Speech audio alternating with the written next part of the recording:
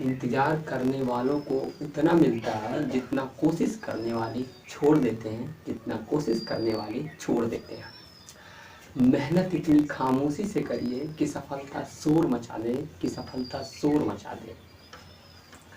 जीतने वाले कुछ अलग नहीं करते, जीतने वाले कुछ अलग नहीं करते, बस वो उनके करने का तरीका अलग होता है, बस उनके करने का तरीका अलग होता है। जय हिंद दोस्तों, आप सभी का अगेन एक न्यू वीडियो में स्वागत है आप सबके यूट्यूब चैनल सैनिक फोकस ऑन के यूट्यूब प्लेटफॉर्म पर।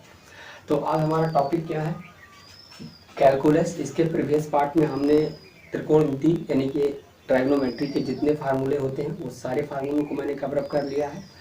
उन सभी वीडियोस का या पार्ट का डिस्क्रिप्शन में मैंने सिस्टमेटिक वे में उसको पिन किया है, उनके लिंक को आप वहां से देख करके अपने उन सभी फार्मूलों को नोट डाउन कर सकते हैं। आइए चलिए शुरू करते हैं। आज का पार्ट नंबर 13 यानी कि पार्ट नंबर 12 तक हमने पूरा डिस्कस कर लिया है।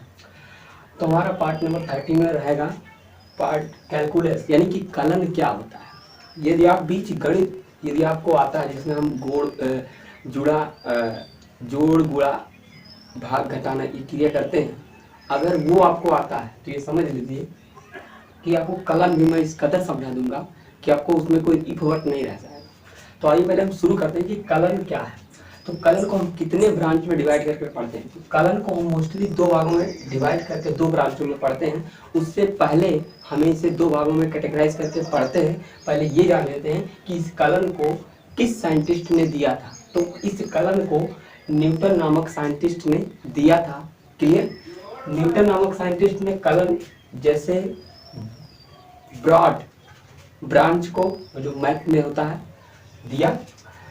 अब हम बात करेंगे, इसे हम दो भागों में डिवाइड करते हैं। किसको? कैलकुलस को। पहला अवकलन और दूसरा है समाकलन। अवकलन को इंग्लिश में कहते हैं डिफरेंशिएशन। क्या बोलते हैं? डिफरेंशिएशन। और उसके बाद समाकलन का मतलब होता है इंटीग्रेशन। अब हम मीनिंग देखते हैं कि डिफरेंशिएशन का मतलब क्या होता है। यदि हम इसका कंपैरिजन बीज गणित से करें तो इसका मतलब क्या होता है? घटाना। और यदि हम समाकलन का कंपैरिजन करें किससे? बीज गणित से, तो इसका मतलब होता है क्या? जोड़ना। आई होप क्लियर हो गया होगा कि डिफरेंशिएशन का मतलब क्या होता है और इंटीग्रेशन का मतलब क्या होता है।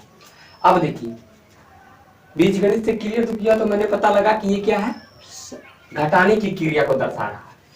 अब देखिए, उदाहरण मैंने लिया 15 - 10 बराबर 15 - 5 बराबर 10। मैंने थोड़ा कुछ गलत बोल दिया है। 15 - 5 बराबर 10। क्लियर?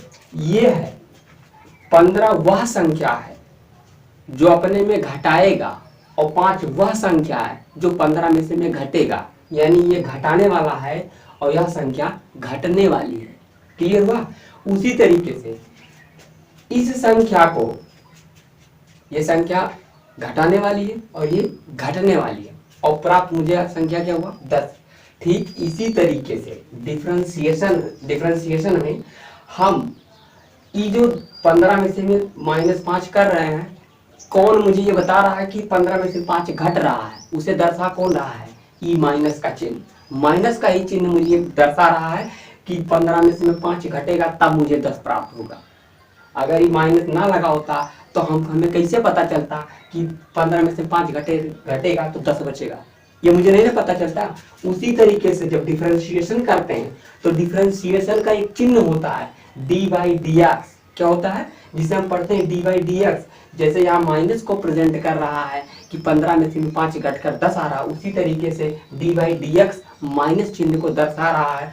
और यहाँ पे y क्या है? y वह मान होगा जिस तरीके से यहाँ 15 है, यानी वह घटने वाला संख्या होगा। किसके सापेक्ष घटेगा? तो वो x के सापेक्ष घटेगा। अतः हम इसे पढ़ेंगे d/dx यानी x का y का x के सापेक्ष अवकलन। यानी कि y जो संख्या होगी वो घटेगी किसके सापेक्ष? x के सापेक्ष। अतः हम ये कहेंगे कि d/dx में y x के सापेक्ष अवकलन होगा। अवकलन का मतलब क्या होगा? घटेगी कोई संख्या। जिस तरीके से 15 में से 5 घटा है तो 10 बचा है, उसी तरीके से अगर हम d/dx का मतलब सिंपल समझिएगा कि वो घटाने की क्रिया करेगा। यानी कोई संख्या है बड़ी संख्या है उसको एक छोटे संख्याओं में कन्वर्ट करता है, यानी घटाने का काम करता है। ये जो हम इसे लिखे हैं यक्स को, यहाँ पे डी वाई डी एक्स में जो वाई लिखे हैं, वाई को हम क्या पढ़ते हैं, वाई को हम पढ़ते क्या है, y is function of x, यानी कि वाई क्या है, फलनों का फलन है। यानी कि हम इसे करते हैं कि वाई यक्स के पदों में लिखा जाएगा, तभी हम यहाँ पर उसका क्या कर सकते हैं, अवकलन कर सकते हैं। क्लियर? आई होप ये क्लियर हो गया होगा कि इसे हम क्या पढ़ते हैं और इसमें y क्या है और x क्या है। y का x के सापेक्ष अवकलन, यानी कि विदाउट कंपैरिजन, कि आपको कभी ये पता नहीं चलेगा कि किसमें से क्या संख्या घट रही है। अगर हम यहाँ माइनस ना लगाते तो क्या आप बता सकते थे कि किसमें से संख्या, कौन सी संख्या घट रही है? नहीं ना बता पाते। उस चीज को बता कौन रहा है, ये माइनस बता रहा है। ठीक उसी तरीके से डी वाई डी एक्स में कौन संख्या किस में से में घट रही है उसे कौन दिखा रहा है, यानी कि y जो है वह संख्या जिसमें से घटेगा, और या यक्स जो है वह संख्या है जो y में घटेगी। समझ पा रहे हैं? ये घटाने वाला है और ये घटने वाला है। क्लियर हो गया होगा आई होप। अब मैंने इसे बता दिया क्या पढ़ते हैं, यानी y को यक्स के जब पदों में लिखेंगे तभी हम उसका अवकलन कर सकते हैं। आई होप ये क्लियर हो गया होगा। अब हम देखते हैं ये समाकलन की क्रिया क्या होती है। ठीक उसी तरीके से उदाहरण लिया हूं मैं, 15 और प्लस 5 बराबर 20 होता है। अभी 15 प्लस 5 बराबर 20 तो हो रहा है, लेकिन बीचवा में कौन दर्शा रहा है कि 20 हो गया? कैसे मुझे पता चल रहा है कि 20 हो गया? प्लस जो चिन्ह लगाए हैं वही मुझे दर्शा रहा है कि 15 में 5 जुड़ रहा है तो 20 हो रहा है। ठीक उसी तरीके से अगर हम समाकलन करेंगे यानी इंटीग्रेशन करेंगे तो किसी संख्या को, दो संख्याओं को जब आपस में हम जोड़ते हैं तो उस संख्या को दर्शाता, जोड़ के चिन्ह को कौन दर्शा रहा? समाकलन में ये दर्शा रहा है। इसे क्या कहते हैं? जोड़ने को इंग्लिश में क्या कहते हैं? सम। क्या कहते हैं? सम। और सम का एक फर्स्ट लेटर यहाँ से लिया गया। अगर इसे हम थोड़ा लार्ज लिखे, लंबा लिखे तो इसे हम कह सकते हैं ये समाकलन का चिन्ह, यानी integration of y with respect to dx। क्या हुआ? Integration of y with respect to dx। Clear? इसे इस रूप में पढ़ा जाता है। आई होप ये क्लियर हो गया होगा कि मीनिंग क्या है। 15 प्लस 5 बराबर 20 होता है। क्लियर हो गया? ये प्लस जो बीच में लगाए हैं यही दर्शा रहा है कि संख्याओं को, किसी भी संख्याओं को जोड़ता है। देखिए आपको एक उदाहरण हम आपको दे दें। कोई भी घर बनता है, घर बनने के पीछे घर बनता है तो एक ईंट ऐसे एक ईंट पर एक ईंट ऐसे लगते जाता है तो दीवार बनती चली जाती है। जब एक ईंट के ऊपर एक ईंट रखते हैं और एक ईंट से उसे धीरे धीरे एक रूम बन जाता है, धीरे एक रूम से दो रूम से ऐसे बनकर एक घर बन जाता है। ठीक उसी तरीके से समाकलन में क्या हो रहा है कि कई संख्याओं को जो हम जोड़ते हैं तो क्या वो बड़ी संख्याओं में कन्वर्ट होती है। और डिफरेंशिएशन का मतलब क्या? बड़ी संख्याओं को अगर मुझे तोड़ना है, छोटा करना है तो हम उसका क्या करते हैं? डिफरेंशिएशन करते हैं। अगर हमें छोटी संख्याओं को बड़ा करना है तो हम उसका क्या करते हैं? इंटीग्रेशन करते हैं। आई होप ये क्लियर हो गया होगा। अब इसका हम कंपैरेटिवली कुछ एग्जांपल से देखेंगे। ये देखिए 1 2 3।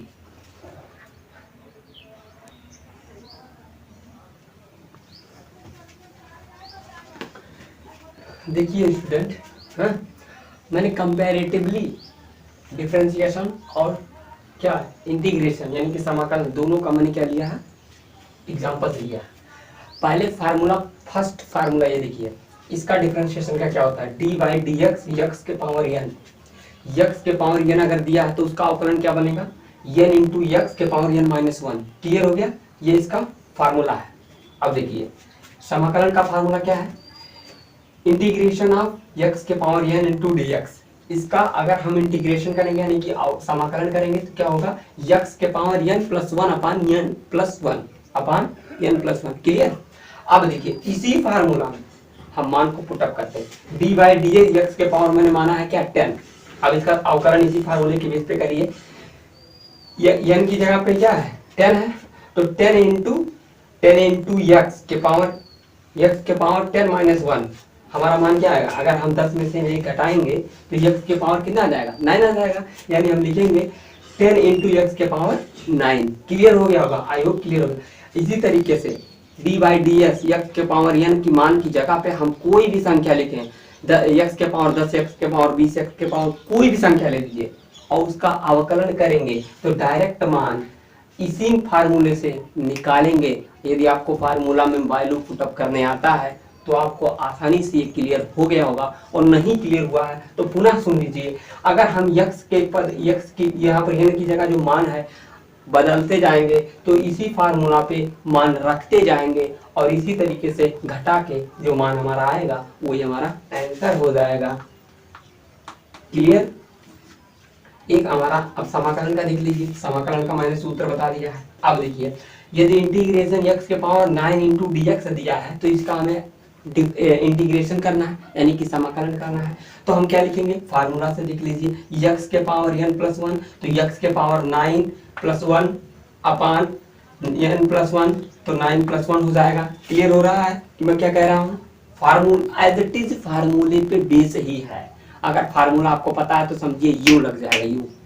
देखिए, अब देखिए, x के power n plus 9 plus 1 is equal क्या हो जाएगा, x के पावर 10। क्लियर? अपान क्या लिखा है, n 9 प्लस 1, तो क्या लिखेंगे, 9 प्लस 1 क्या हो जाएगा, 10। अतः हमारा फार्मूला क्या होगा, अगर हम इंटीग्रेशन ऑफ x के पावर n इंटू dx का अगर इंटीग्रेशन करेंगे तो उसका मान हमारा क्या आएगा, x के पावर 10 अपान 10, यही हमारा आंसर आ जाएगा।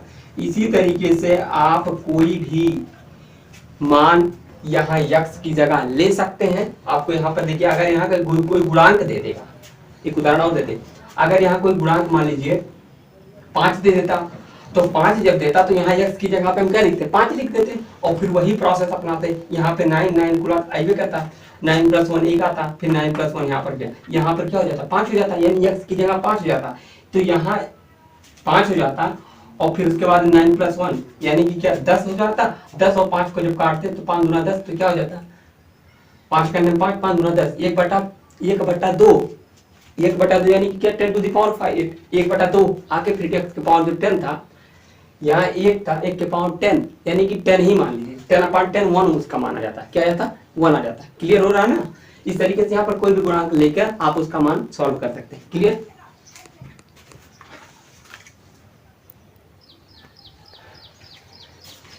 आज यहाँ तक जो मैंने बताया मान कि इंटीग्रेशन क्या होता है और उसके बाद में डिफरेंशिएशन क्या होता है, आई होप क्लियर हो गया होगा आप सभी स्टूडेंट को।